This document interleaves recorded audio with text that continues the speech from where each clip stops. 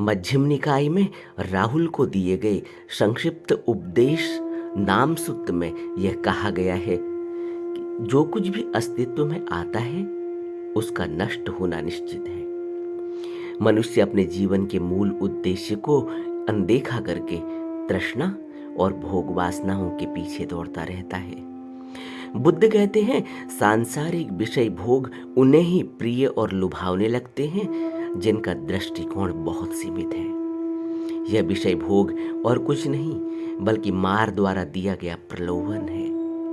मार वह शक्ति है जो प्रलोभन तथा बुराई का साकार रूप है और मनुष्य को साधारणतया अंधा बना देता है। बुद्ध कहते हैं विषय भोग क्षणिक हैं और जीवन भर दुख देते हैं। कौन सा ऐसा व्यक्ति होगा जो इतना बड़ा सौदा करेगा? बुद्ध कहते हैं हे भिक्षुओं, सांसारिक विषय भोग क्षणिक हैं, अनित्य हैं।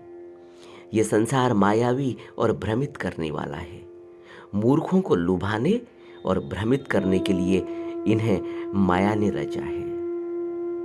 ये मार के जाल हैं, व्यक्ति को फंसाने के लिए उसके द्वारा फेंके गए चारे हैं। यह संसार मार का कार्य क्षेत्र है और उसकी चारागाह है और इसके मायावी पदार्थ लोभ, लालच, ईर्ष्या, द्वेष और विनाश जैसे विकारों को उत्पन्न करते हैं और एक नेक शिष्य के परमार्थी मार्ग में बाधाएं खड़ी कर देते हैं।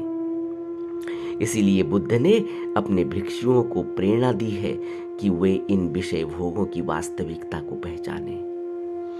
बुद्ध कहते हैं जो अनित्य है वह इस योग्य नहीं है कि उसमें आनंद मनाया जाए।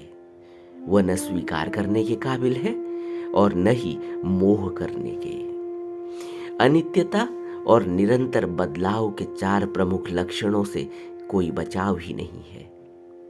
एक तिब्बतन बुद्ध भिक्षु कहते हैं इनसे दूर भागकर बल प्रयोग करके धन से, अन्य पदार्थों से, मंत्रों और औषधियों के प्रयोग से नहीं रोका जा सकता।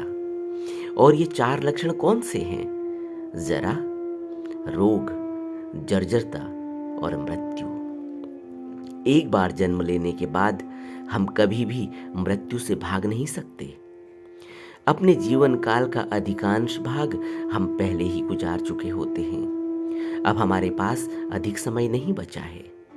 जब हम सोते हैं तो हम भले ही चैन और खुशी का अनुभव करते हों, लेकिन तब भी हम लगातार मृत्यु की ओर तेजी से बढ़ रहे होते हैं। एक बुद्ध गुरु कहते हैं जीवन और मृत्यु के बाद हमारा कोई सच्चा साथी नहीं। वे कहते हैं आरंभ में जब तुम अपनी माँ की कोख में थे, तुमने कोख में जन्म लिया, तुम बिल्कुल अकेले थे।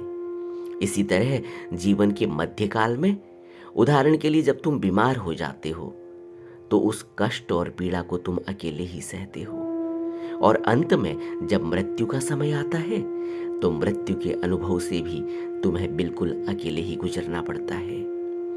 मृत्यु अमीर, गरीब, ऊंच, नीच में कोई भेदभाव नहीं करती। मृत्यु तो समस्त भेदभाव मिटा देती है। वह आगे कहते हैं तुम चाहे पूरे विश्व के सम्राट बन जाओ, लेकिन जब अंतकाल आएगा कोई भी वहां एक सेवक भी अपने साथ नहीं ले जा सकता। तुम अपना एक सामान भी अपने साथ नहीं ले जा सकते। वहां अकेले ही जाना होता।